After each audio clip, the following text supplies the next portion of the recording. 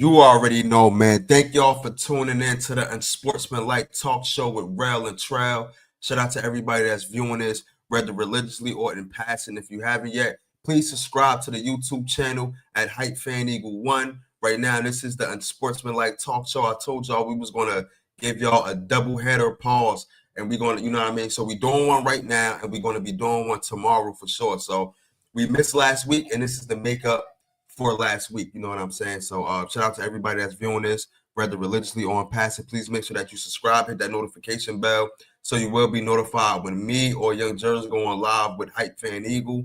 Go check that out, man. It's actually a lot to get to, man. It's a lot to get to. You know what I mean? Before we start, make sure that y'all go subscribe to the Patreon at Dolo Solo 103 TV. That is DOLO money sign OLO 103 TV. Make sure that y'all go up there, become a member, and I have all type of tiers. I have a free tier, a $2 tier, a $12 tier, a $40 tier, and also I'm about to create a gaming tier. So please stay tuned in to the gaming tier. Actually, I'm about to post some up there, some free content for the gaming tier up there today, and then you know, that's also going to be a $2 tier as well. So make sure that y'all tap in with the Patreon as well. The Holla at Your Boy podcast, everything else is on the Patreon. My other YouTube channel is Dolo Solo 1033 TV. You know, that is where the podcast, as far as like the censored podcast, it is up there. But the uncensored stuff, the real talk stuff, the gaming, whatever, everything else that is uncensored, it is actually on the Patreon. I will put everything in a link in the description down below. Also, man, tap in with my SHEIN affiliate program. Thank y'all for having us on board and everything like that, man. Shout out to SHEIN.com. Make sure when you go on SHEIN, man, use the QR code. And let me play this video for y'all before we actually get started. What's going on? This video is brought to you by Powered by SHEIN. SHEIN has everything you want in the clothing store. SHEIN stocks stylish and trendy clothing that don't break the bank. Cha-ching! From shoes to clothing, sports equipment and accessories, all fashion inspiration and the latest trends can be found online at SHEIN. And listen, it don't get no better than this. Discover the latest SHEIN ads and exclusive discount codes. So shop smart with great savings during major sale events. Don't miss out at SHEIN.com. Here are some of my picks of the week. Go check it out. All right, man, let's get right into it, man. One of my favorite hoodies is the oversized color block overhead hoodie, man. I had to add that to the list. One of my favorite picks of the month. Let's get right into it, man. The men's autumn casual skeleton and flower hoodie. I had to add that to the list because I actually got that in my closet. Make sure y'all go check that out, man. Men's cross print vintage drawstring hoodie. You know what I mean? I put that on the list, man. Y'all can go check that out. I had to cut that short because those right there, those items are no longer the pick of the week. I have a bunch of new items, and it is the pick of the month. I will put the link in the description down below. We actually did another commercial for SHEIN and everything like that. I actually just dropped it on Instagram. So you know, all new items, all new merch and everything like that, all new clothes, and I would drop that link in the description as well. We got a lot to get into, man. We got a lot to get into right now, man. First, we want to start off with our Week 17 season finale recap, man. It was a lot going on. You know what I mean? It was a lot going on yesterday. It was a lot of teams that was actually playing for a playoff spot. It was a lot of teams that was playing for a potential playoff spot. It was a lot of teams that was trying to upset anybody that had potential to go to the playoffs and everything like that, you know. And there was a lot of players out there that was just trying to put on tape because they might have a clue that they might not no longer be with their current team that they are with right now. So it was a lot going on, man. It was some battles back and forth and everything like that, man. So let's get right. Yo, shout out to Out of Bounds Podcast, man. You already know, man. Listen, we're gonna get right into it, man. We definitely gonna get right into Tanner McKee. It's a lot, man. I heard some more news on Jalen Hurts. Some more news that a lot of Philadelphia Eagles fans do not want to hear about. But we're going to get into all of that later, man. Right now, we're gonna start off with the week 17 season finale recap, man. It was a lot going on, so let me pull up the scores and everything like that, and we pretty much gonna run through this thing. We're not going to talk about every single team that's out there, but we're gonna highlight the teams that had a lot going on during that day, man. Trey, you could actually take over if you got something to say about the week 17 finale. Like you said, just to piggyback on some teams that was still trying to fight for a playoff. You got teams that was trying to fight for the #1 seed. The Lions and the Vikings game, that was a little bit disappointing game. Everybody thought that was going to be a good game on that game, but we all see what the Lions did to them, and they solidified that spot. You had, I believe, the Falcons and the Buccaneers. They was kind of fighting, right. I think the Buccaneers needed to lose for the Falcons to get into it, but it didn't matter. If I'm right? I think the Buccaneers needed to lose for the Falcons to make it to the playoffs.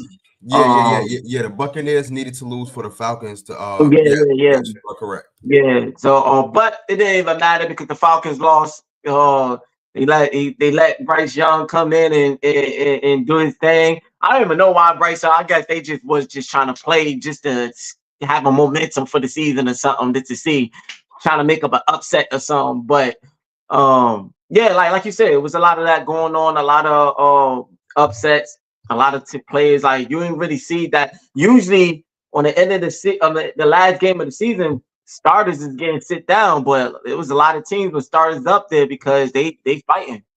Yeah. That's a fact. Like you said, man. The game with the who did the Buccaneers end up playing? The Saints. Yo, that game right there, and listen, the Saints. Listen, believe it or not, the Saints got a quarterback dilemma right now because Derek Carr, to me, he isn't the answer. You know what I'm saying? Derek Carr is not the answer. They do have a backup quarterback in Spencer Rattler, man. I've been watching Spencer Rattler since he had that show on Netflix. It was Spencer Rattler. It was Justin Fields. So I've been watching him even in college when he was a backup to Jalen Hurts at Oklahoma. You know what I'm saying? So they do have a quarterback dilemma going into next season. What they're going to do with Derek Carr, and are they going to move on from him or not? In my eyes, man, I like the way Spencer Rattler flowed. Spencer Rattler flowed a little bit better with the offense. You know what I mean? He's a rookie, so they lost yesterday. They lost to a very good Buccaneers team who can pretty much upset anybody in the NFC as far as this playoffs. Because believe it or not, the Buccaneers, the way how Baker Mayfield has been playing throughout this whole season, he's been playing phenomenal. Baker Mayfield has been playing phenomenal, man. And you know what I mean? So that game pretty much came down to the wire. Baker Mayfield actually ended up getting what's his name? It's not Josh Evans. What's the wide receiver name? I know it's Evans. I keep forgetting his. Mike Evans. Yeah. He ended up getting Mike Evans his $3.5 million bonus. I think he had to make over 1,000 yards for him to get that $3.5 million bonus. And he said that before the game started. In an interview, he was basically saying that, I'm gonna go get my guy this ball. Like he's going to get that bonus money. That's what you know what I mean. So shout out to the Buccaneers, man. They actually played their tail off. The Falcons played good too. You know what I mean? The Falcons definitely played good because they had a chance. They had a shot to go. Yeah, definitely. If the Buccaneers lost, you know what I mean. So they pretty much played their heart out. They started with a rookie quarterback, Michael Penix Jr., who I like. You know what I mean? I like Michael Penix Jr. They actually threw him in the last 3 weeks of the NFL season. They benched Kirk Cousins, and what? Listen, what more could you say about, like, what's your opinion of Kirk Cousins, real quick? Like, let me know how you feel about Kirk Cousins because they pay this man all this money. He's a good regular season quarterback, but he can't get over the hump. He can't even make it to the playoffs right now. You know what I mean? So what's your whole opinion on Kirk Cousins? I think going to transition from the Vikings all the way into the Falcons. I think I'm not going. It's quarterbacks that done it that went from a team, and then on the first go, they do their thing. But what I'm coming from, I think he's just a quarterback that just needs that right system for him. I'm not saying the Falcons don't got a squad of good. I mean, they got a pretty good wide receivers. They got a tight end. They got he got a running back. You got no excuse on that. Well, Dean Robinson, you know, he be doing his thing on that for the Falcons. So, but I just think Kirk Cousins is like one of those quarterbacks I think needs everything to go right. You know, he needs everything to go right and to go his way to succeed. Yeah. If things not going the way that it's planned, and things is not functioning of the way that they schemed up, or you playing a defense that just they figuring your game plan out. Now you behind the sticks or something. He just don't seem like a quarterback that just gonna take over. I'm not saying he never had a game like that, but just overall percentage, it's just not him. Like, I don't see that in him. When he get flustered, like when he get a lot of pressure to him, he fold. He start forcing passes. He start overthrowing passes. He start doing boneheaded stuff, like throwing passes that just inaccurate right into the defender. Like, he is, when things is not going right, when that pressure and that moment hits him, and he have to be that quarterback to take when things is not going straight. He just doesn't seem that guy. But when things is clicking, his wide receivers, like he had like a lot of times when he was on the Vikings and they had a good offense, when things is going good, Kirk Cousins kick up. When the pressure or the blockers is blocking, the pressures is not getting in, when the wide receivers is doing their thing, when the coach is calling the good plays, when everything's straight, he's clicking, but he folds when it's not going right. So that's what I think about him. Right. Same here, man. I feel like Kirk Cousins is actually like another Dak Prescott. You feel what I'm saying? Like, they pretty much all the same type of quarterback. You know what I mean? Kirk Cousins, you can see that. Listen, Kirk Cousins is your regular, typical, quarterback, like a Derek Carr, like a Dak Prescott. Those type of quarterbacks that can throw the ball, but they just don't. It's just something that don't click with them to where as though they can go further in their career. You know what I'm saying? Like, they can't really win too many playoff games. They got an arm, they can throw the ball or whatever. You see that the IQ can be there, and at times, for majority of the time, it's there. But it's something about those type of it's something about those type of quarterbacks that they just can't get over the hump or can't get to the next step.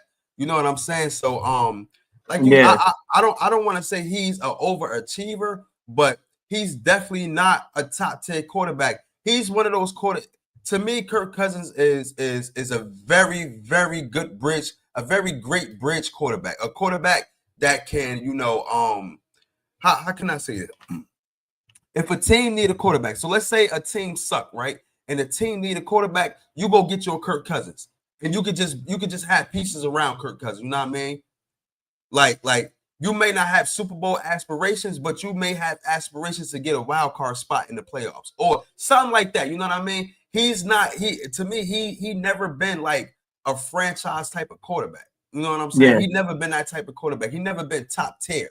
You know what I mean? He always had a bridge quarterback. Exactly, bro. A bridge quarterback. He always been that type of quarterback to me. So coming into the season, it was the reason why they pretty much drafted a quarterback in the first round, even though they just paid Kirk Cousins, just paid them. They end up drafting a quarterback in Michael Penix Jr. in the first round, and that right there said a lot.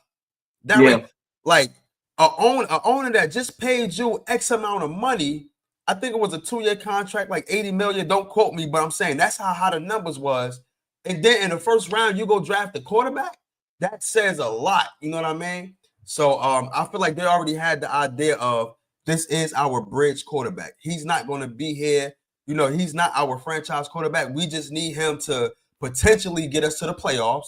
You know what I mean? And we could probably work from there. But we already got our star. I mean, we already got our young quarterback right there ready to take his spot. And that's exactly what they did from I believe week 15, either week 14 or week 15, all the way to the last game of the season. You know what I mean? So yeah, that's just my opinion on Kirk Cousins. He's definitely a bridge quarterback. The Panthers actually beat the Falcons 44-38. That was a good game. We was just talking about the Buccaneers and the Saints game. The Buccaneers beat the Saints 27-19. Like I said, Baker Mayfield had he had a hell of a day yesterday. Spencer Rattler, he actually played good, man. Like I said, I like Spencer Rattler, and if it was up to me, I say, you know, try to do something with Derek Carr and have Spencer Rattler starting. Let him get used to that offense, man. I feel like he's a younger player. Yeah. He don't have that many licks on his body like a Derek Carr. And just go start with your second year quarterback going into the season next year. Yeah. Spencer Rattler was 26 for 42, 240 yards, 1 touchdown.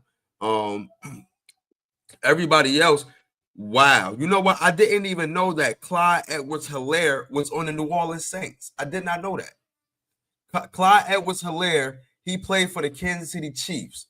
That was Yep. That was the running back to Joe Burrow back at LSU. Clyde Edwards-Helaire, he had a lot of promise, but he kept getting dinged up and stuff like that. And that's when Isaiah Pacheco came in and actually took his spot. But now the Chiefs got a boatload of running backs. They got Isaiah Pacheco, they got Samaje P. Ryan, and they actually got Kareem Hunt. They actually, you know, brought him back in and everything like that. So that was the game pretty much, you know what I mean? Baker Mayfield actually did his job as far as helping Mike Evans out and everything like that. So I already said that score. Let's get on to the next couple games that's going on. I mean, that went on. The Washington Commanders actually beat the Cowboys 23-19. That was a hard-fought game. It was a game with they were trying to figure out who's going to be the 6th and 7th seed between the Commanders and the Green Bay Packers. From what I heard during the game, the Green Bay Packers did not want to be that. They didn't want to be the 7th seed because they didn't want to come to Philly. They didn't want to come to Philly. That's what I heard. I heard the announcer say that. I heard it on multiple platforms. Yeah. They did not want to end up being a 7th seed. What happened yesterday during that game, and you could chime in, when the Green Bay Packers who they played? They played the Bears. Yeah. Right? When the Green Bay Packers played the Bears, Jordan Love actually went out with an injury. So did their star wide receiver Christian Watson, right? So not Will Levis. What's the backup quarterback for he played for Green Bay last year. I mean, he played for Tennessee last year. Now he on Green Bay. Malik Willis. Malik Willis came in and he was pretty much controlling the game a little bit here and there and stuff like that. But when the game started to get a little bit out of hand, even though Jordan Love was injured, they was about to bring his ass back in to try to win the game because they didn't want that 7th seed to play us. You feel what I'm saying? Terrified. So how do you feel about that? And then we could before we proceed with the recap of the Week 17 finale, how do you feel about the them doing that and not wanting to play the Philadelphia Eagles and they going to, you know, and stuff. Going to exactly the matchup between Green Bay and the Philadelphia Eagles. And we're gonna talk about that for a little bit, and then we're gonna get back on a recap. Listen, y'all, we got a lot to talk about tonight because it's a bunch of stuff. Listen, man, we got the Joy Teller news, we got coaches getting fired. We're gonna talk about that. We're gonna talk about potential hires for a lot of these other different teams. We're gonna talk about Tyreek Hill. It's a bunch of stuff, man. We're gonna talk about Philly. It's a bunch of stuff. But what's your opinion on, you know, Green Bay Packers not wanting to play us? And then what's your opinion on the matchup for the wild card week, us versus the Packers? My opinion is like I understand. Like that's all I say. I understand. Like you on seriously, like I feel like it's I'm not gonna just put us on a pedestal and try to, you know, boost up, but I know for a fact, for being an Eagles fan, and everybody knows that Lincoln Financial Field, you know, it get loud. Like it get loud, crowd. We participate like nothing. Like, you know, so playing in that field it's not easy. It's not easy. a lot of teams know that. A lot of teams speak like they're not the only one that say. I'm not gonna say team. They other teams be nervous and scared, but they talk to you. Hear them talk about it a lot, and everybody know playing in the Eagles home field is loud. It get erupt, like the fans is involved, and it makes it hard for you to come with your game plan because when you're not on one accord on the defense or offense side, it makes things a little complicated, get a little frustrated for the team that's coming to that field. It's not. So I can understand that they are looking for an easier if they gotta play somebody on their home field, they looking for an easier field that they gonna go to because not too many fields. I don't know who they was gonna play if they would avoid us. But it's nothing like the stadium. Like it get loud in there. It get rowdy, it get loud. The fans is involved like no other. So going into what I feel about them playing us, even though they're trying to avoid us, yeah, even though they are trying to avoid us, I still feel like they have the potential to be upset.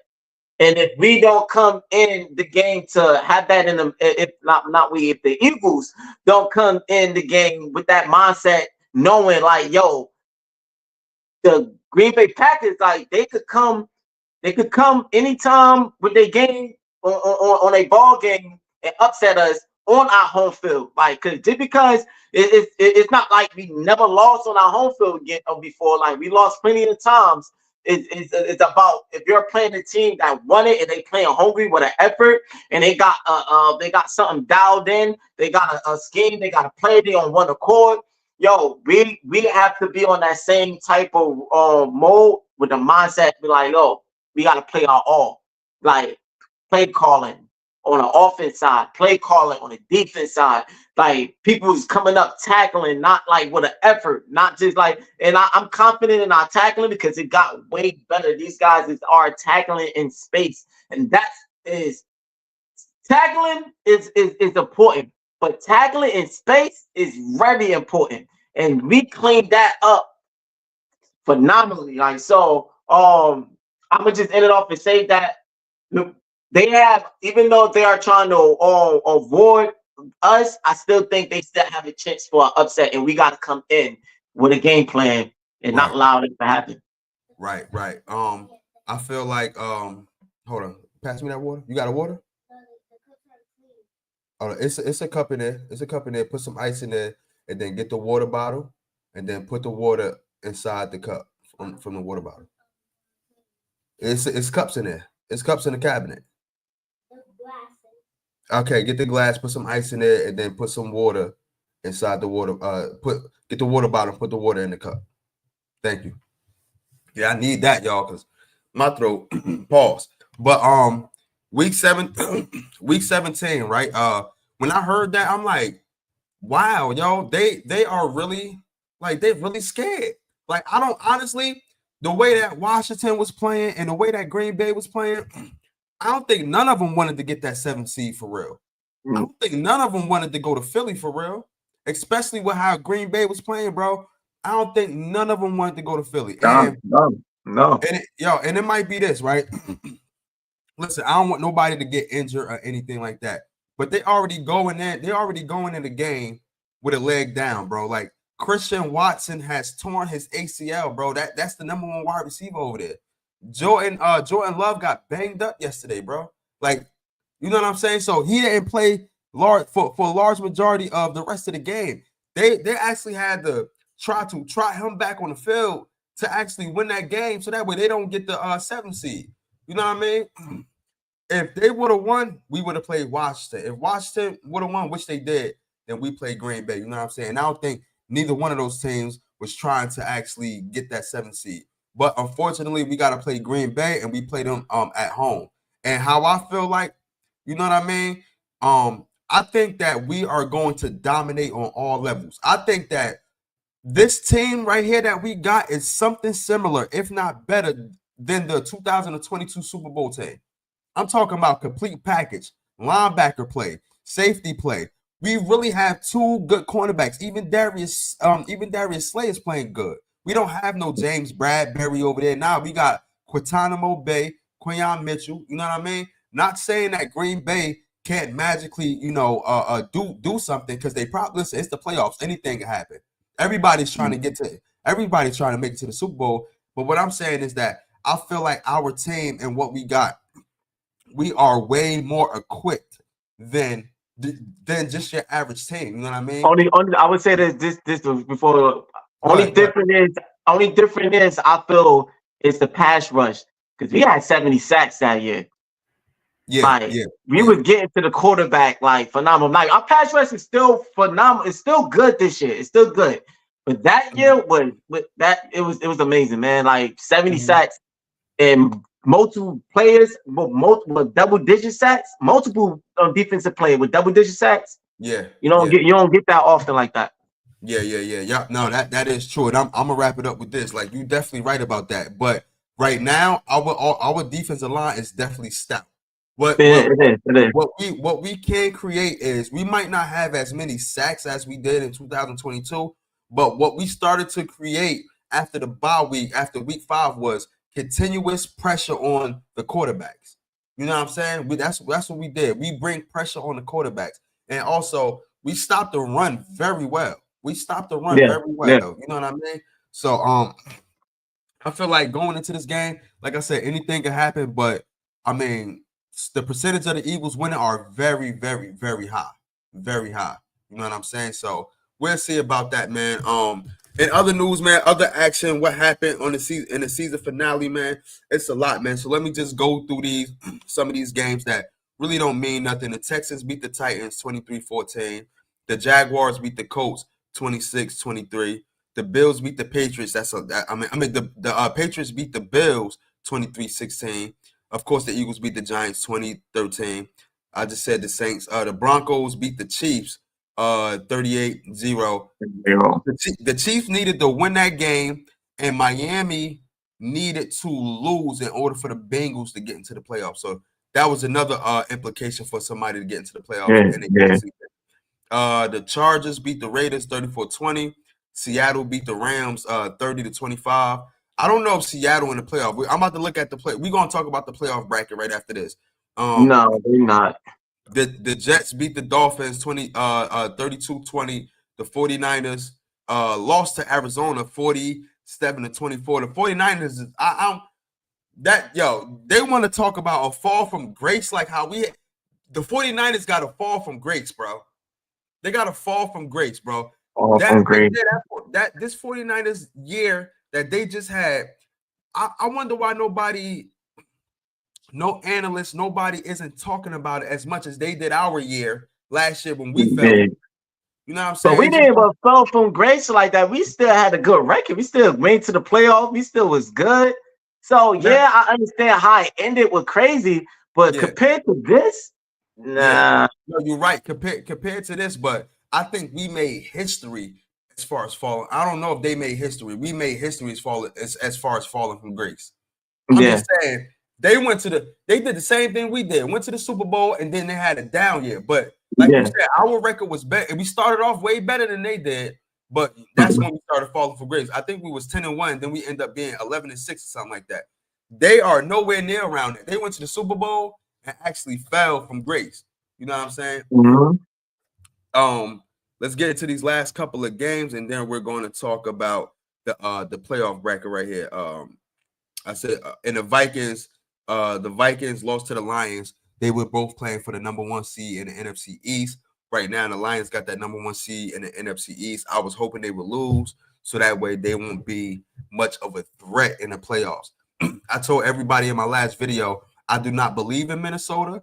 And I said, I actually brought up a point in my last video that I did when I went live early in the morning. Out of Bounds podcast. You was there. You was there when it was 900 or something people inside the live. And one of the guys was basically saying, oh, Sam Darnold this, Sam Darnold that. They was talking about the Vikings. Out of Bounds podcast. You was there.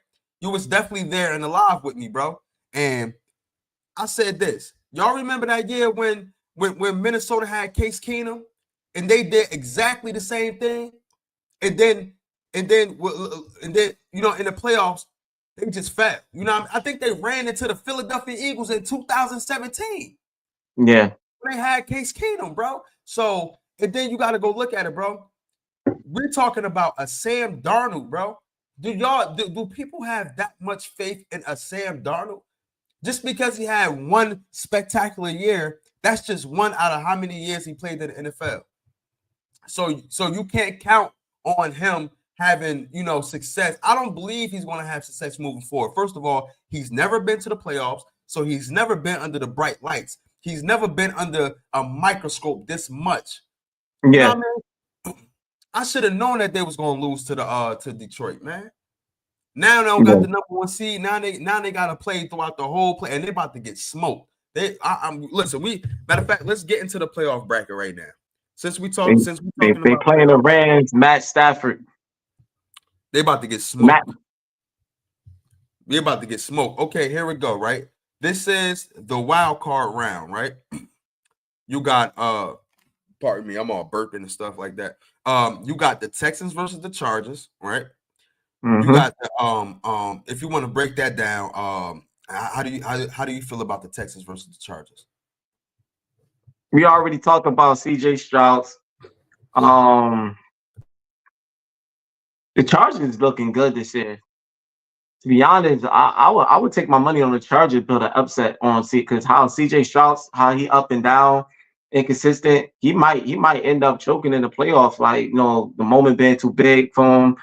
And because of how he been looking this season, the Chargers been pretty good on the offense. The defense been solid a little bit. So I'll look more into the Chargers. I think they have a better chance of winning that game. I'm not really too up on the Texans right now. But they could click anytime. But just the consistency level and how it look. I would go with the Chargers.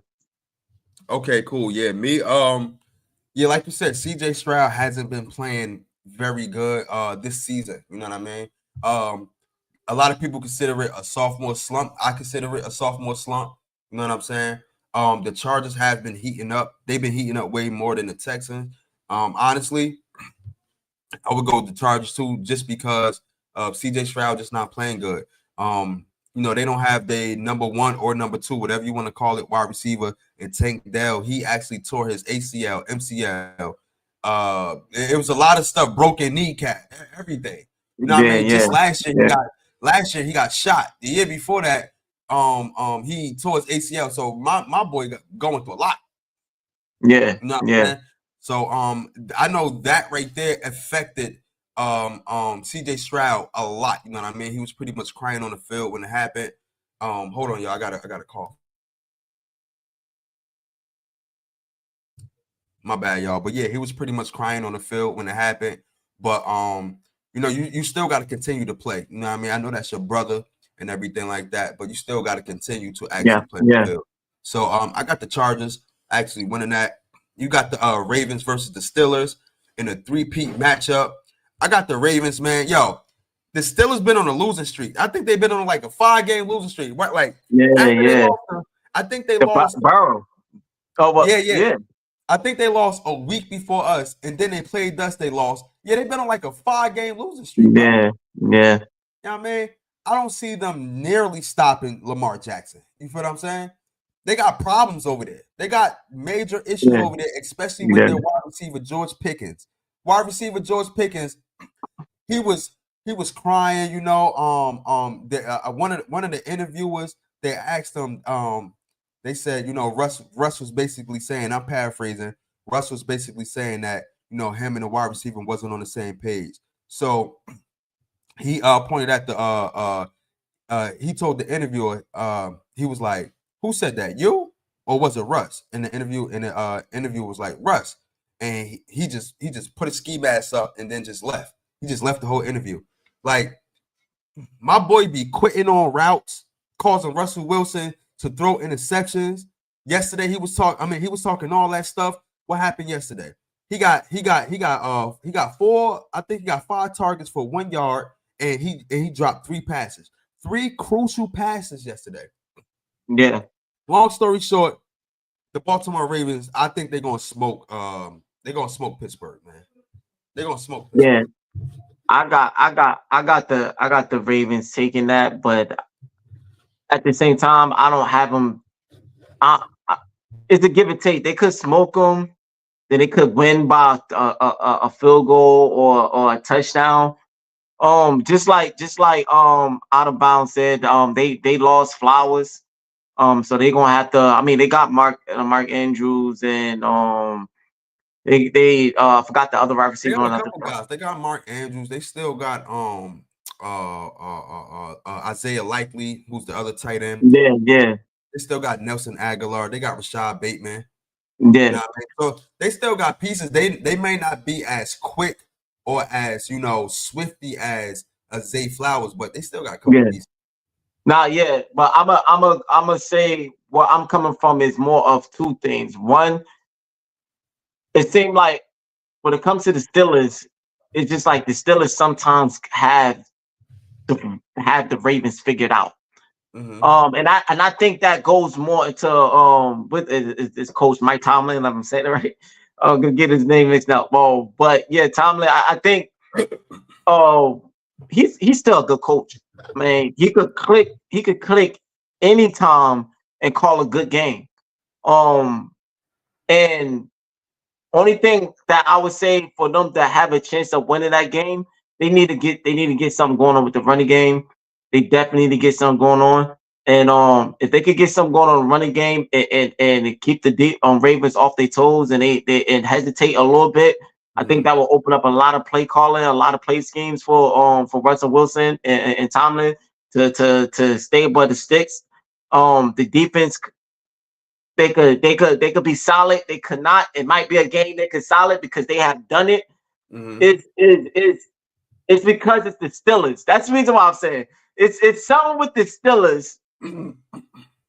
Yeah, I trust Tomlin more. I mean, that's what I'm saying. Like with his coaching, like it's something with the Steelers that for some reason the Ravens can't consistently win. They upset. They are up and down when it comes to that team. Even when it looked like they supposed to win, they end up finding a way to lose against the Steelers. And so that's why I'm like, I get what you coming from because of what the Ravens had, but it's just something about the Steelers. Like I think it's Tomlin, his play calling, and just sometimes the players just kick. I don't know. Russell Wilson might have a game. Like so that's why I'm coming from. But overall, I'm gonna end it off because I feel what you're coming from. I would edge the Ravens a little bit more because of what they got, and then with Derrick Henry with that run game. Yeah. I do agree with some of the things that you said. The Steelers, they need to get something going with their running game. Their running game has been MIA for a large majority of it. You said that you trust Mike Tomlin. I mean, he got the resume to trust him. You know what I'm saying? He got that resume to trust him. But I don't know, man. I think Lamar Jackson is just on another type time. I mean, history shows it that, the Ravens under Lamar Jackson always been good. But when it comes to playoffs, they don't have that much playoff success. I think the Ravens are 2-4 in the playoffs. So, if you can say who you trust more, I understand you saying like, yo, you trust Mike Tomlin more. But I think this season right here, I think Lamar Jackson is just on another level. You know what I mean? That's I don't fair. know. That's fair. Yeah. I don't know if they are going to be any other AFC team moving forward, but I definitely believe that they will beat the Steelers for sure. For sure, wild card weekend. Let's on to the next. Who we got? So that I think that is it for the AFC. Hold on. Nah, you forgot the Broncos and the Bills. My bad. Yeah, my bad. I was skipping over that. The Broncos and the Bills. Honestly, my thoughts on that. I'm not really convinced on the Bills as much. The Broncos has showed me that they could be the Broncos right now remind me of a Tampa Bay team. They could come in and fight at any given time. Now, I mean, they got a nice rookie quarterback, bro. They got a nice rookie quarterback. You know what I mean? He made some mistakes early on, and he still makes mistakes. But I seen him go out there and win games.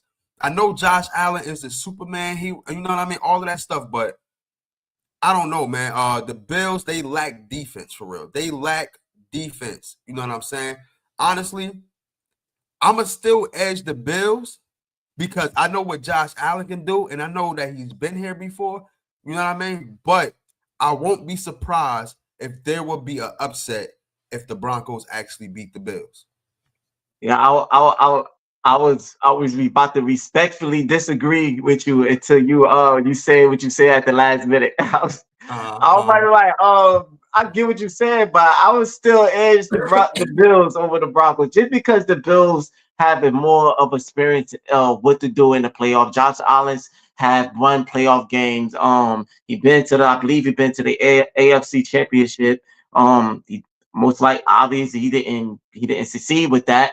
But they are more experienced, and I get what you're talking about with the defense, but they defense could click, and when they defense click, it clicked, like, and when Josh Allen is complimenting with the defense, when the defense is clicking, and Josh Allen is being the Superman he is when that come and playing his heart out. Yo, they are a tough team, and I think with the Broncos, this gonna be a test with them. I'm not saying the Broncos haven't been tested. The Broncos have a good win, but I forget though the quarterback name that's for him. He's doing very good right now, but he's just not tested in the playoffs yet. I'm not sure. Out of bounds. Out of bounds. What is name the quarterback for the Broncos? I got his name right here. His name is different. Yeah. What's the name of the quarterback for the Broncos? All right, go ahead, Jerry. Yeah. So he's not really tested in that sense yet. I'm not sure if he gonna choke. I'm not sure if he gonna live up to that playoff hype. Bo Nix, yes. I'm not sure if he gonna live up to that that playoff hype. He still got the coach. He's experienced in a playoff win. The one that came from the Seahawks. I forget his name. The what's it? Sean. What's his name? Sean. Sean Payton. That's his that. Yeah. He's an experienced coach for when it comes to playoff. He might call a good game. He might whatever, but just the players.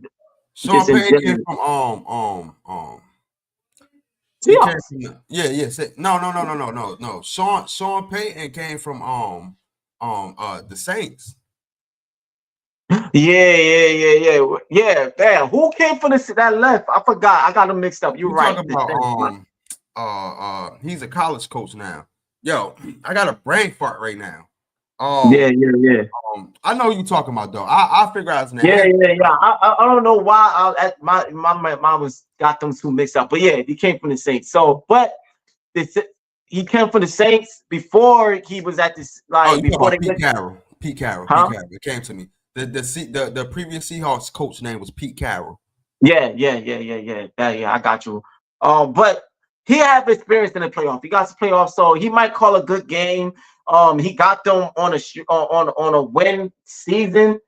It's just they have a solid defense that will match up with the Bills, but it's just the quarterback position and what more I need to see from them in that playoff bound type sense. And so I would edge the Bills in that aspect. But like you said, the Broncos have a very good chance to make an upset. But statistic wise, I have to edge the Bills over that because of that reason.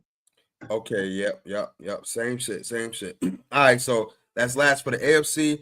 We're about to try to run through this because we still got a lot to get to for real. In the NFC right now, you know what I mean? The Lions got the number 1 seed, so they got that bye week.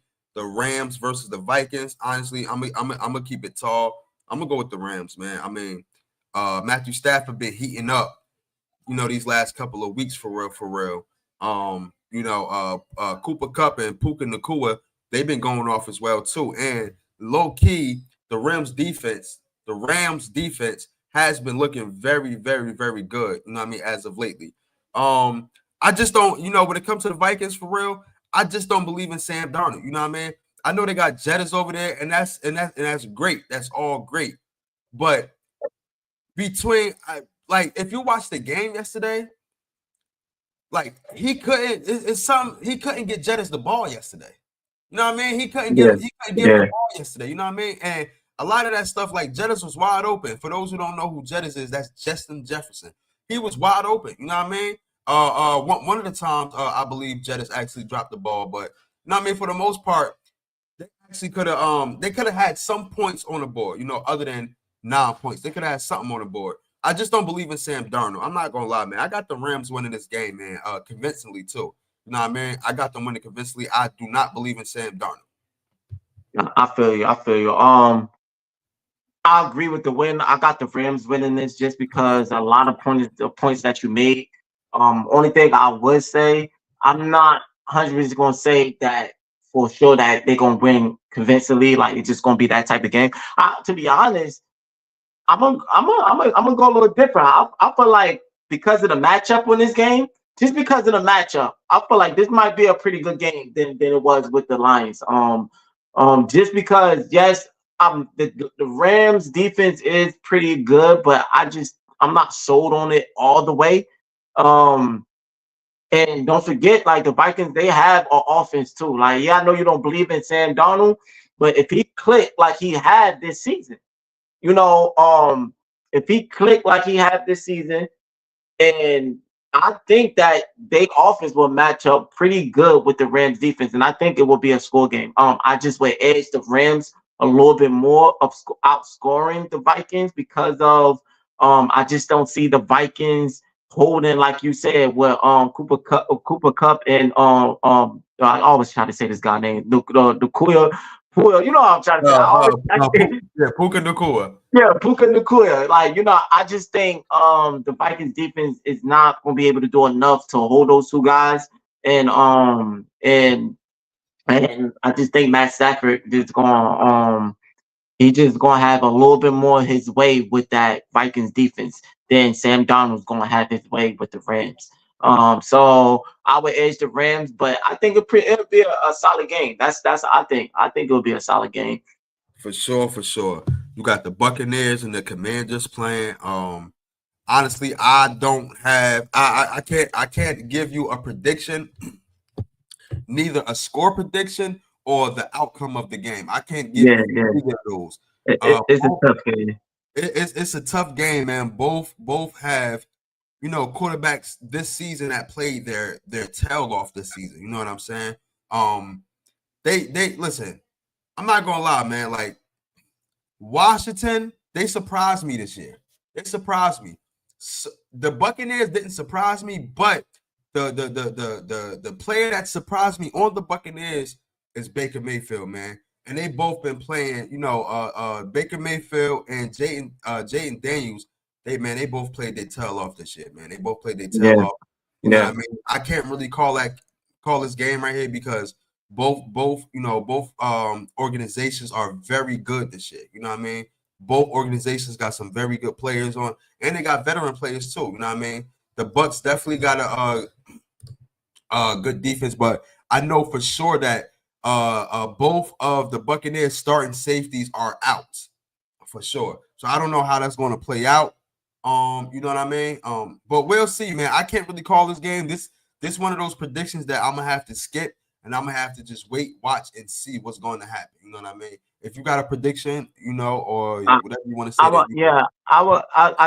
I feel exactly what you're saying because it is one of those type of games. But I'm gonna say I would edge. There's no shade to the Commanders, even you know, because they are not division. But I would edge the Buccaneers just a little bit, just because of just the team in general. Baker Mayfield, he's been in the league. He's more experienced. He's doing his thing. And also they have I feel like just because of what I'm going about now, the Commanders might upset and they might do something different, but I'm going about based on the team aspect. So I had to go on that aspect. So to give my prediction, I just feel like, okay, the quarterback, he's a little bit more experienced. and he's doing his thing the same way Jaden Daniels is doing his thing. But when you look at the experience, you look at who passing that ball and what they are explosive at doing. I'm not saying Jaden Daniels is not that, but I put it in that experience. Like, but if you want to say, let's just say if you want to put them in the same level, then cool. But then you come down to the running game. I trust the Buccaneers running game a little bit more than the Commanders running game. Where what's his name? Bucky. Yeah, he's running that ball. I think his name is Irvin Bucky or something like that. Yeah. He's running that ball well. They got some good running backs over there, man. Irvin Bucky, the other running back who played last year. I don't know his first name, but his last name is White. You know what I'm saying? Yeah. You right. They listen. They can run that ball. Yeah. And then you got a good. Like I was. You could choose. I mean, not shade to McLaurin. McLaurin he's that guy. He's showing that all he needed was a quarterback. Mm-hmm. But if you want to just because of what you see, you're gonna like Mike Evans. Like you're gonna be like this guy. The Commanders stopping Mike Evans, then the Buccaneers stopping McLaurin. Yeah, you gotta look at that. I would think it's just two different things. So. I feel like their defense is kind of a little bit the same. The Buccaneers could slack on the defense at certain points. The Commanders could slack on their defense at certain point. Mm. But I think the difference, the outcome is that offense because I feel like the Buccaneers got a more of a put together offense because of that running game and who they got on a wide receiver and they got a quarterback. Yeah, I just think it might be a little bit too much for that Commanders defense. So I would edge the score. I would edge the Bucs to score a little bit more than the Commanders to win it. Like even if it's about field goal or 10 points, I would say it like that. Okay, yep. And we pretty much already talked about the Green Bay Packers versus the Eagles. Yeah. The Eagles and the Green Bay Packers play Sunday at 4:30. Now, this is some news that I had showed Jers a little bit, a little while ago. So, reports from JPA Football is basically saying, and this is the update and I'm about to read it to you right now. Quarterback Jalen Hurts is still in the concussion protocol per Nick Sirianni. The Eagles play Green Bay January 12th at 4:30. You know what I mean? So a lot of people in the comments is trying to figure out how. You know what I mean? Like, how is he still in concussion protocol after missing damn near 3 to 4 weeks of football, And a lot of people didn't think that it was this serious, you know what I mean? It might be serious, I don't want nobody to take this lightly, you know what I mean? So listen, I'm gonna say this. I'm gonna say everybody, if y'all tuning in now, later, if you subscribe, tuning in, whatever the case, be prepared to be without a Jalen Hurts. Just be prepared. You know what I'm saying? Be prepared to be with a Jalen Hurts or be prepared to be without Jalen Hurts. You know what I mean? So we might go into this Packers game just not knowing what it is for our starting quarterback. Now, everybody else will be starting. Saquon, everybody else, Saquon Barkley, listen, they might have stretched it, but we still are unsure because we haven't heard anything from the Philadelphia media, as well as other sources as well. This is the only source that I got it from, and this is the only source that I heard it from. You know what I mean? So we will see. I'm just saying we might be good with Jalen Hurts, but I'm saying don't be upset or don't be surprised if we play that game without a Jalen Hurts. That's all I'm saying. You know what I mean? If we go in there with a Kenny Pickett or a Tanner McKee, don't be surprised. So like just hypothetically speaking, God forbid, because nobody want that. We do go in there with Kenny Pickett or Tanner McKee. Do you think we still can have a good game plan to win that game? Yeah, I do believe that because honestly, I feel like the veterans on the offensive side will actually help our one of those quarterbacks out. You know what I mean? That's what I honestly feel like. I feel like if Jalen Hurts do play, that just put the icing on the cake right there. Yeah. If Jalen Hurts don't play, then I feel like the people that's making the recipe, they will make sure to help out, the other chefs to get the ingredients right, if you know what I'm saying. You know what I Yeah, mean? yeah, Make sure that the other rookie chefs got all their ingredients and actually coach them to make a good cake. It's not going to be the perfect cake. It's not going to be a perfect cake, but it's going to be a good cake. With Jalen yeah, Hurts, that's the icing on the perfect cake. yeah, yeah, You feel what I'm saying? But yeah, but like you said, it's probably with Tanner, not Pickett, because Pickett actually, he got his ribs touched up yeah, yeah, during yeah. that game and stuff like that. You know what I mean? So yeah, that's pretty much the playoff bracket, going into this up and coming week. You know what I mean? It's a lot to get into, man, so far right now. It's a lot of coaches that actually end up getting fired. You know what I mean? A couple of coaches, I should say. Doug Um, Peterson. Doug Peterson, you know what I mean? He ended up getting fired after what, 3 or 4 seasons with the Jacksonville Jaguars. Yeah, I think it was 3 or 4 seasons. Yeah, 2 winning seasons. And I just want to say I don't know how I feel about that for real, because LaShawn McCoy did actually make a point. LaShawn McCoy made a point, and he said that Doug Peterson is a Super Bowl winning quarterback. I mean, a Super Bowl winning coach. I apologize about that. Super Bowl winning coach. And you can't coach bad. You can't coach bad talent. Like they have they paid Trevor Lawrence as if he is a very good franchise quarterback. And what LaShawn McCoy said is that they need to start making these quarterbacks earn it instead of just paying them because they on their 4th year and stuff like that. They got to start making these quarterbacks earn it. Daniel Jones didn't earn the contract that he got. Mm-hmm. Trevor Lawrence didn't earn the contract that he got. And Yeah, me in my personal opinion, Tua didn't earn the contract that he got. yeah, You know what I mean? So you have to start making these players, especially these quarterbacks, earn it. Every other position got to earn their money. You know what I mean? The wide receiver position has to earn their money. The running back position got to fight to get to get their money. You know what I'm saying? So when it comes to these quarterbacks, right now this is a quarterback friendly league. You got to make these quarterbacks earn their money. You can't have players of the likes of a Trevor Lawrence or a Tua or who else end up getting paid a Kyler Murray for that case. You know what I'm saying? You can't have quarterbacks like that who's making all this money, but they can't even get you to a playoff. Not, a wild card at that, at least. mm-hmm. You know what I'm saying? So yeah, man, Doug Peterson ended up getting fired, man. My feelings are conflicted with that. You know what I mean? Yeah, Gerard Mayo, the head coach for the Patriots, he ended up getting fired after 1 year of being a head coach. And this is what I got on it.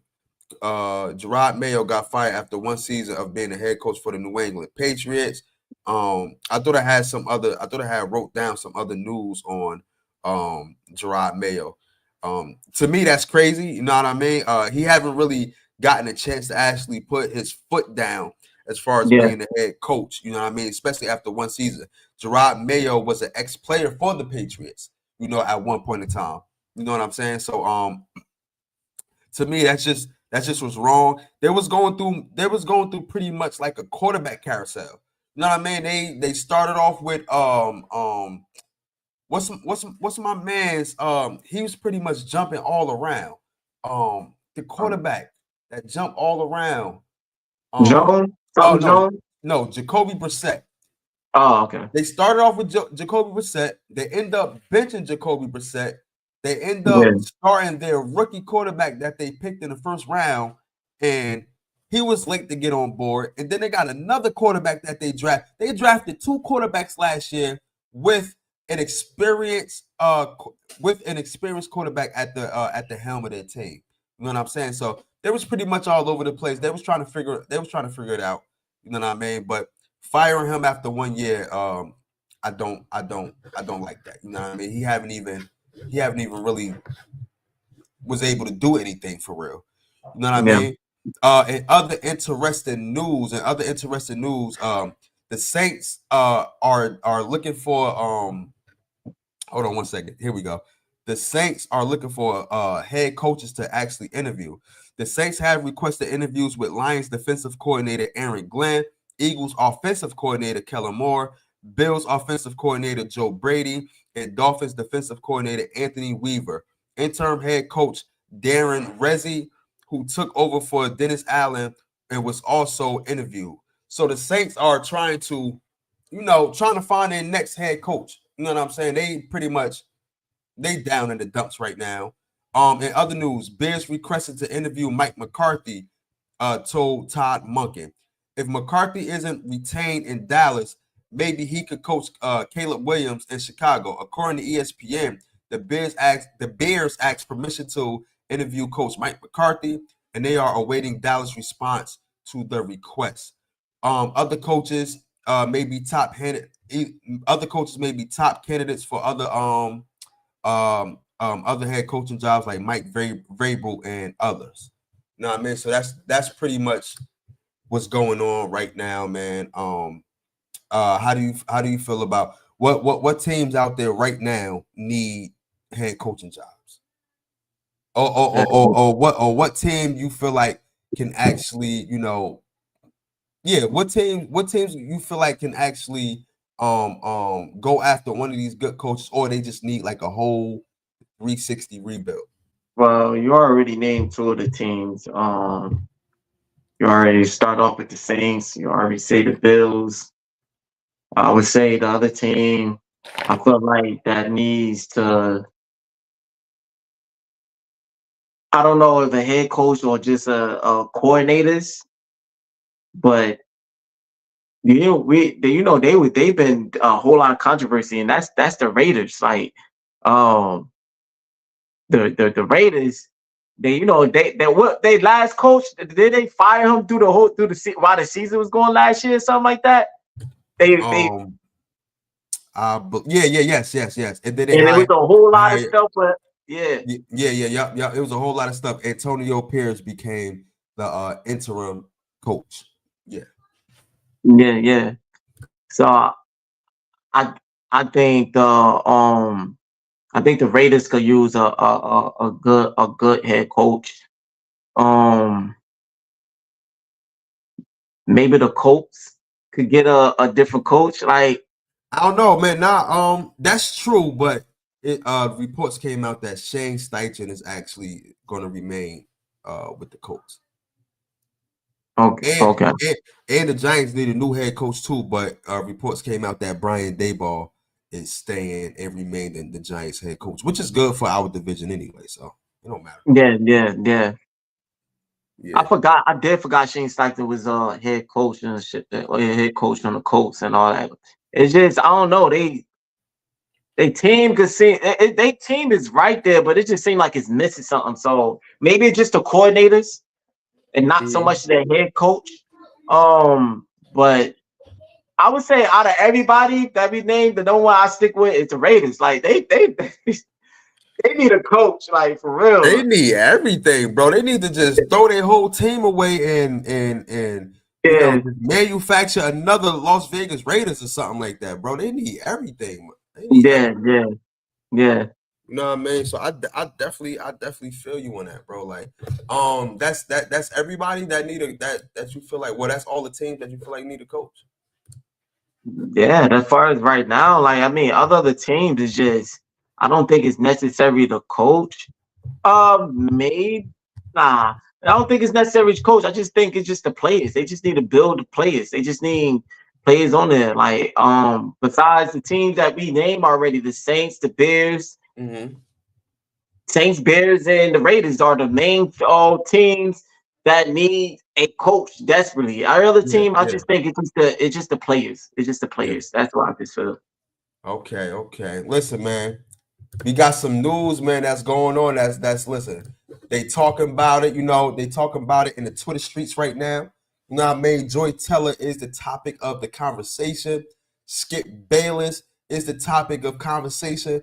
A little bit of Shannon Sharp is the topic of conversation. It's a couple guys, a couple people actually. Emmanuel Acho, the hater, is the topic of conversation. Jason Whitlock, right now as we speak, is under fire, and he is the topic of conversation. But the person at the helm is Joy Teller, man. I'm gonna read y'all one of these articles about Joy Teller and what is going on. For those who don't know who Emmanuel Acho is, or for those who haven't saw his face, this is his face right here. Let me pull it up for y'all real quick. So that is Emmanuel Acho, the Eagles, the Philadelphia Eagles hater. That is one of the, I guess, allegedly guys that Joy Teller had slept with. Also, him, allegedly one of the guys that Joy Teller slept with, along with Skip Bayless and other co-workers under that whole FS1 network. You know what I'm saying? So we basically about to get into it. I'm trying to find this article for y'all right now so I can read it to y'all.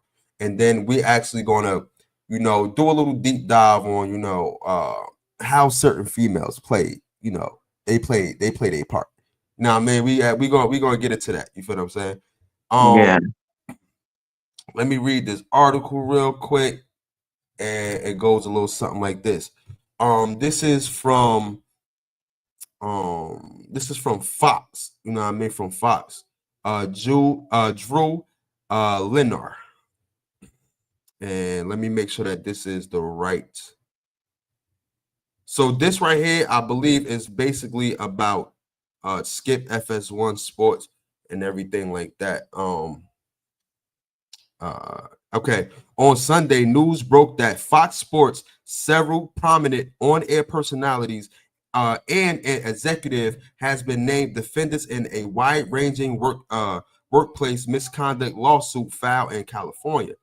The suit brought by a former Fox Sports hairstylist. I don't know how to pronounce her name. I'm just going to say redacted.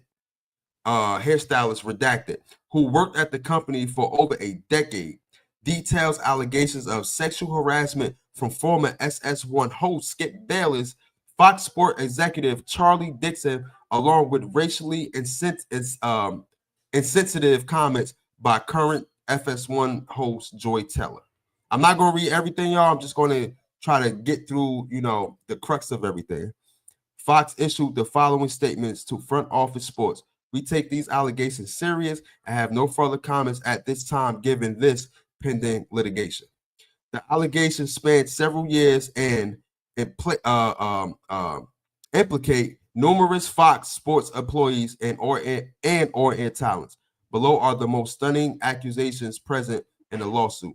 Skip Bayless offered redacted $1.5 million for sex.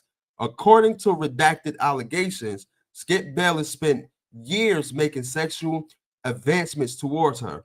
This includes lingering hugs and kisses on cheek while putting his body against hers and pressing against her breast during the normal course of Skip Bayless hairstyling. At one point during the haircut, Skip Bayless referred to redacted as voluptuous. My bad, voluptuous, if I'm saying it correctly. Yeah, voluptuous. Yeah. With English being her second language, redacted, and I'm saying redacted because I don't know her name. I don't know how to pronounce her name. Maybe y'all do if y'all read the article. Redacted was not familiar with the term. Per the filing, Mr. Bayless seemed amused and told her to figure it out. Miss Redacted later asked a co-worker what the word meant and was mortified. Mr. Bayless then started being more aggressive and direct in his advances. Miss Redacted continuously declined, stated that she did not date at work as she is single, as she is a single mom and needed her job. So this is like kind of like deep, you know what I mean? This is kind of deep, and they actually mentioned her having sex with Shannon Sharp and stuff like that. I'm trying to find articles as far as Joy Taylor. Joy Taylor again uses her sexuality to get on the show. Redacted, which is the girl that I mentioned who filed the suit against Skip Bayless. Mm-hmm.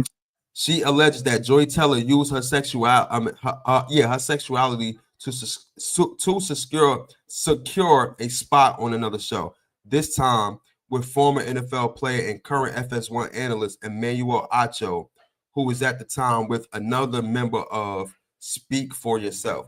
They Joy Teller got a show called, what is this? Speak for Yourself, right? With Yeah. I believe now it's with Paul Keyshawn Pierce. Johnson and Paul Pierce. They Yeah. actually split.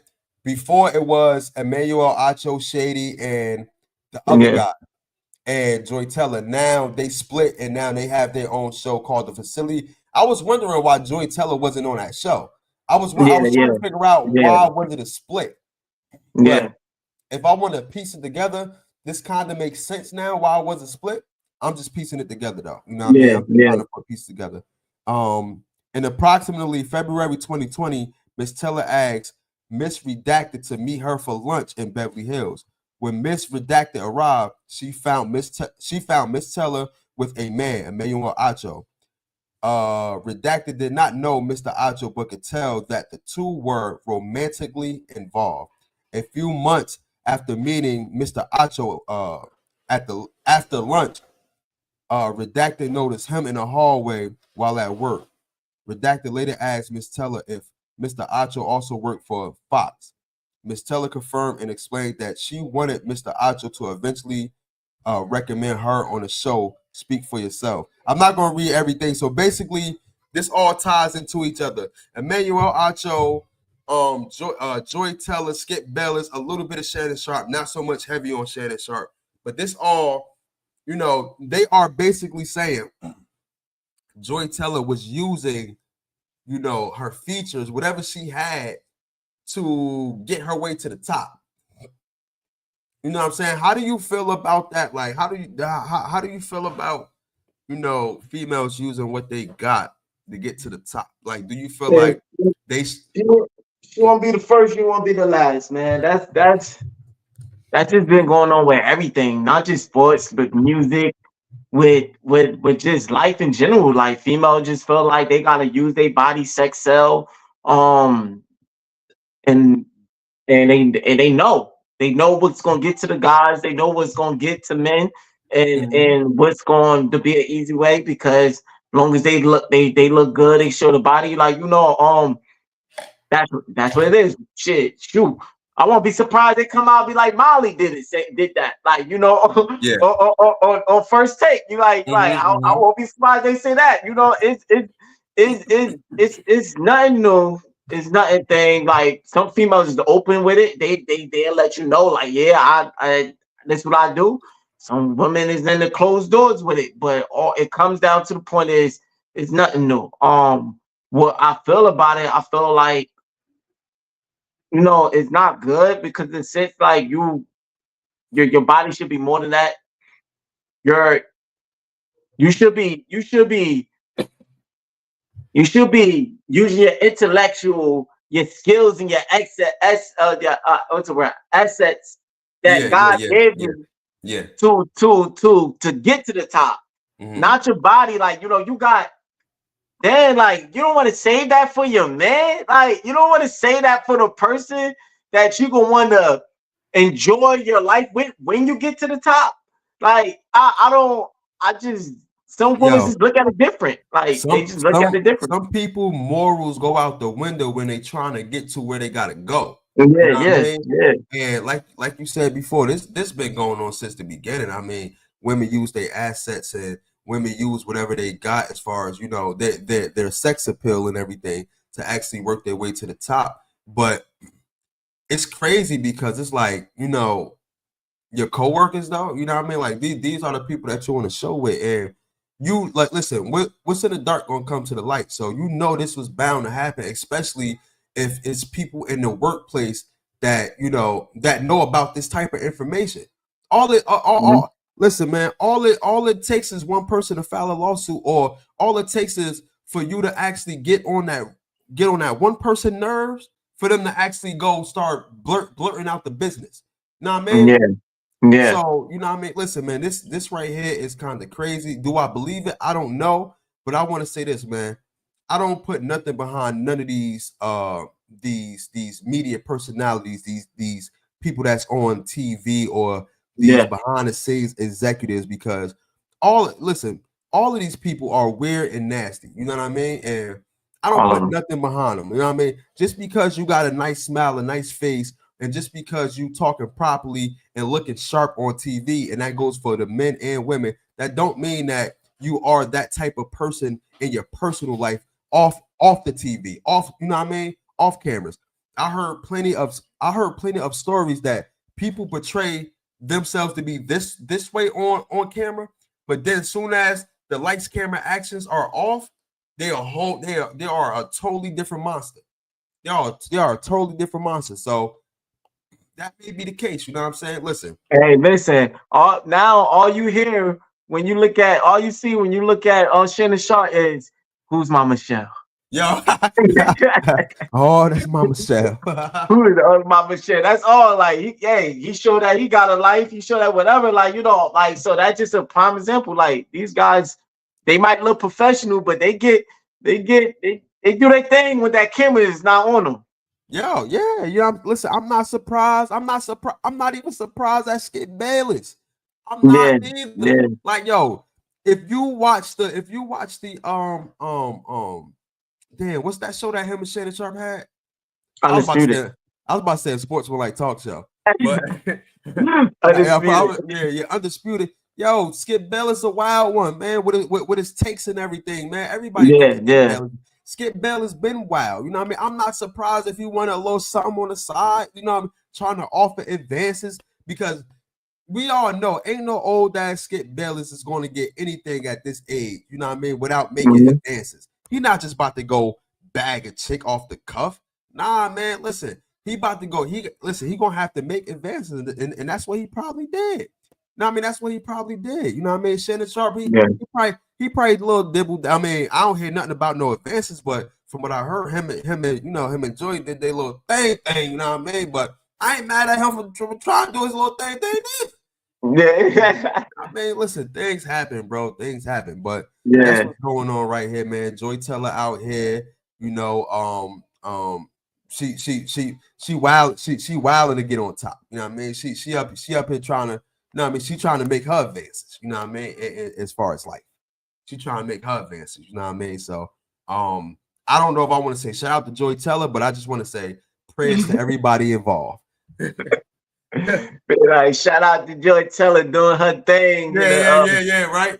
Prayers to everybody involved, man. Prayers to everybody involved, man. And last but not least, man, in other news, man, we got the Tyreek Hill situation.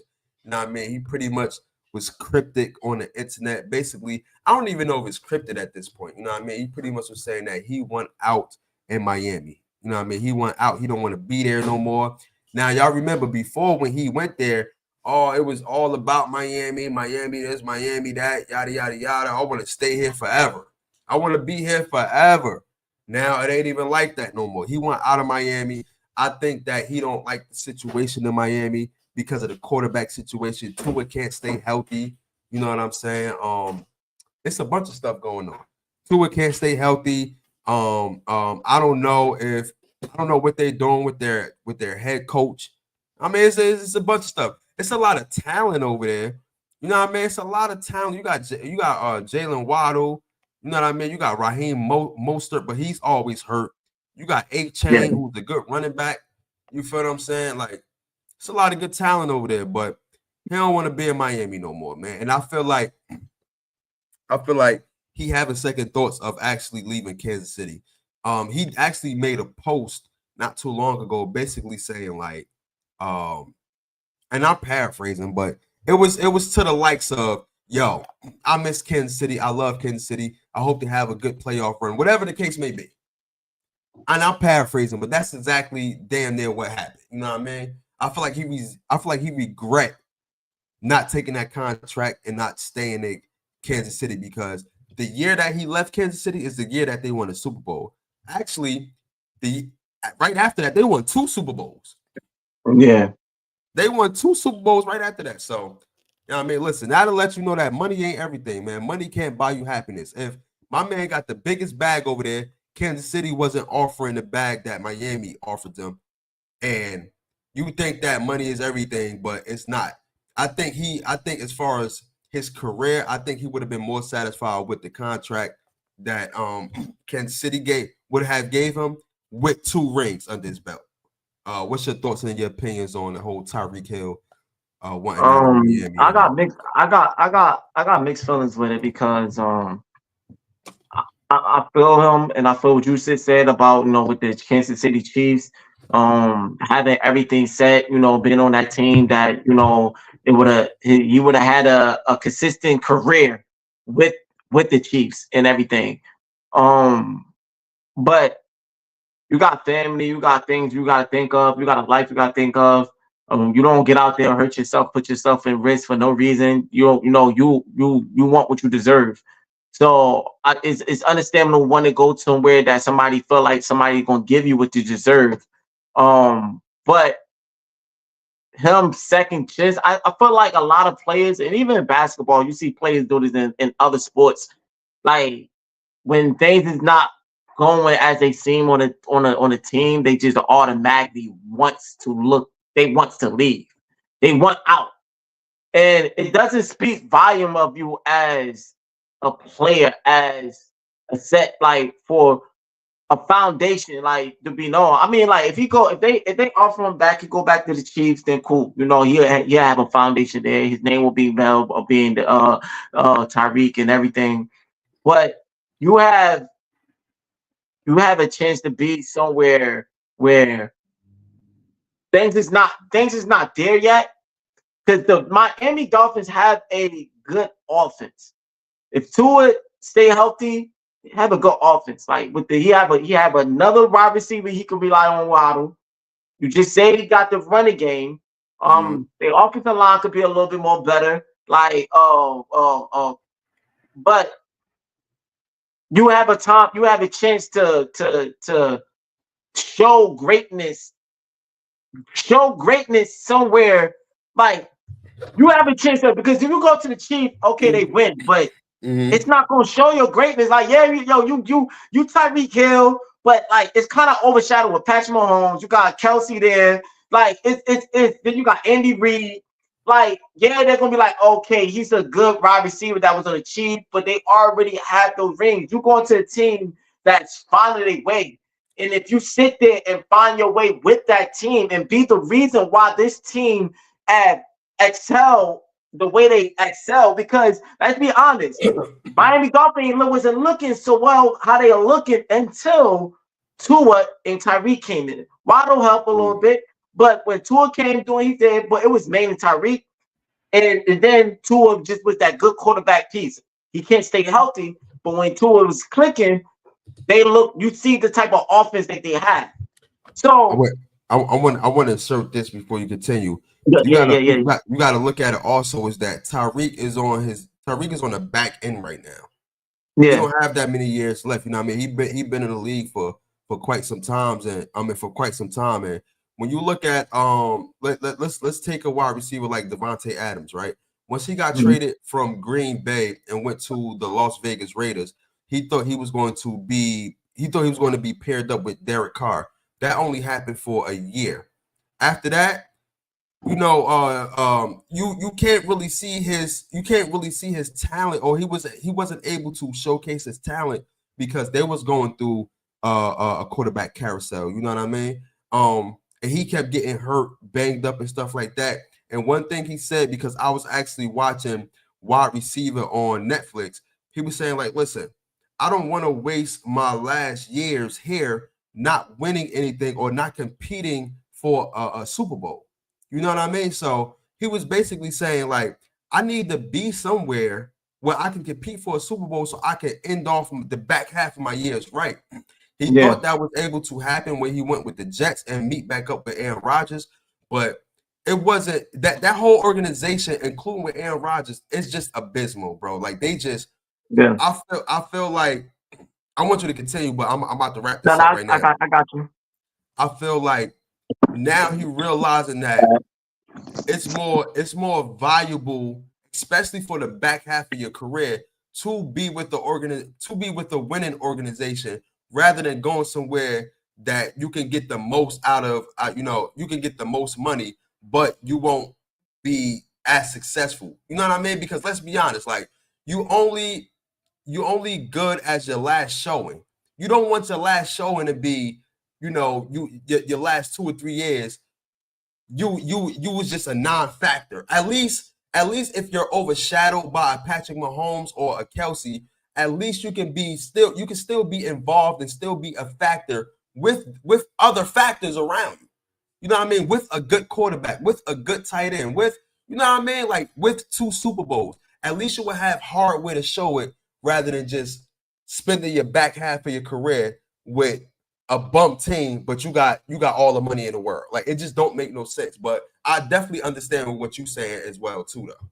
Yeah, and I get what you're saying. Like, but if Tyreek truly feel that way of what you're explaining, then it comes to, first of all, it comes to hunger, because if he feel like his days is limited, then he put that limit to himself. Meaning, because you got players that been in the league far than what he is now. That's still, like, he still have time. Like, he still got age. He still got time to be somewhere and make greatest. Like, you have people that went to teams and they were up to age, and before they retired, they made a name. They did it so many times. Like, Brad Favre did it. Who else? I mean, I want to say it's all what your body tell you too. Like, if your body is done, then your mind may think that you can still do it, but your body is like, no. But that's what I'm saying though. It comes to the point, if that's true, if you know these things, then it comes to you making a football analogy as a decision wise. If you felt this way, then you necessarily don't have nobody to blame but yourself. Nobody to feel, because if you felt this coming, if you're listening to your body and you felt this coming, like, yeah, man, I'm getting banged up. I don't know how long I could take, how many years I got left of this. Then you should never use the money. You should, your health, the health and your legacy should have been more important than the money. Then, if that's how you felt, then that's what you should have led with. So you have nobody to blame or whatever. I'm coming to the point, and I'm coming off a sense of if he didn't feel that way, if he felt like he still had more years to come, then him being on the Miami Dolphins and making good money, now you are making good money, and you have a chance to be to build a legacy that could have been even more greater than the Chiefs. If you're allowed, now I understand it's a risk thing, because you don't know. Like, sometimes being a player, you go to a team, you don't know what that organization is going to build around you. You don't know what that organization is going to necessarily put pieces around you and build a team. That organization, you probably get sometimes of the player, you go to a team, the organization end up backtracking. Now you like, yo, damn, I thought this team was building. Then they're like, what's happening? Like, so I understand that aspect. It's kind of hard, but I just feel like sometimes building, I like to see a player to build something with a team that didn't have it and win it. Like, Patrick Mahomes did that. Andy Reid came on the Chiefs and they did that. That's what they before the Patrick Mahomes came with the Andy Reid. Well, I would say before Patrick Mahomes, because Andy Reid was on the Chiefs. He made the Chiefs a little better, but they needed that quarterback. Like, I remember they had Alex Smith. Alex Smith, he had a season that he kind of did good. Because I remember that game he played with he was doing, he was doing. I'm not saying he wasn't Mahomes, but yeah, like you said, he was doing good. He was doing good. Yeah, he was doing good, but he just he couldn't get over that hump. He just wasn't that quarterback that could bring something. Another Kirk Cousins into Dak Prescott. Yeah, he wasn't that quarterback that could bring something that the Chiefs was missing. But then when they got Patrick Mahomes, the way how he played, I know a lot of people say controversy with the refs and stuff like that, but just his play, how he does. You watch his game, he passed that ball, how he get open, he extend plays. That's what they needed, a quarterback like that. So, Tyreek, you have a chance to be that for a team.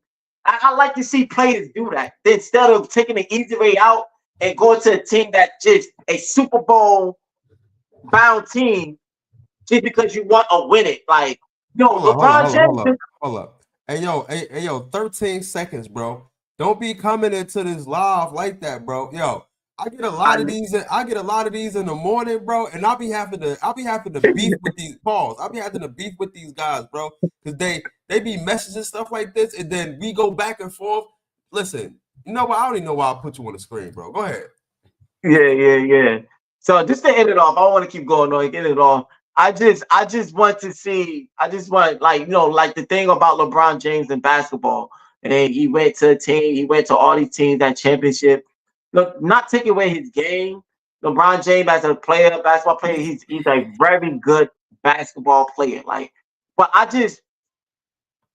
my opinion about him, I wanted him to see him build a legacy with a team that wasn't like him being on the Cavaliers. If he would have built and be that guy for them, like Michael Jordan was that guy for the Chicago Bulls.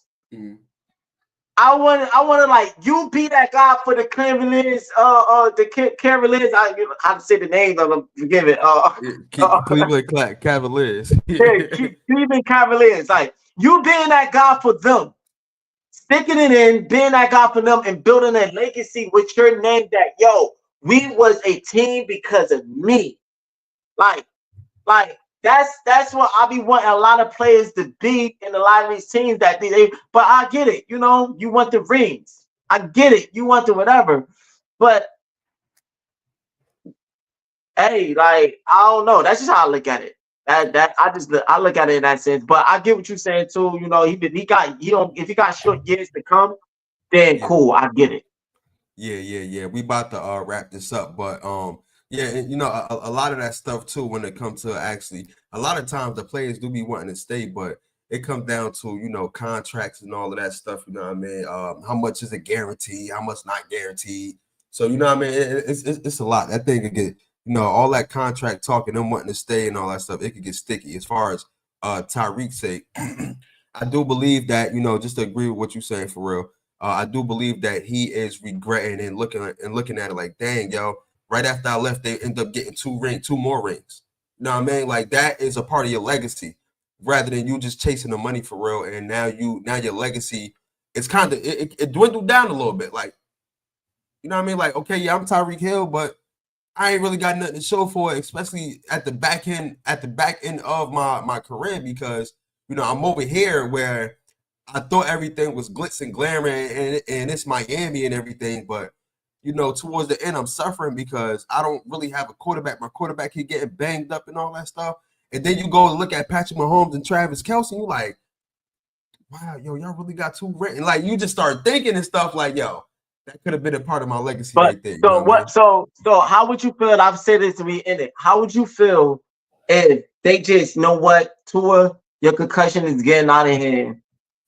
We gonna have to just, it's just got to be, got to sit you down or whatever until your contract is over, whatever. And they bring in another guy, and he do better. He develop and do better than Tua. Now Tyreek Hill. Now, how would you feel about if he backtrack? Oh, I got a quarterback now. Oh, and this and that, and he backtrack. Like, sometimes certain your team might have that time, but who knows what might come.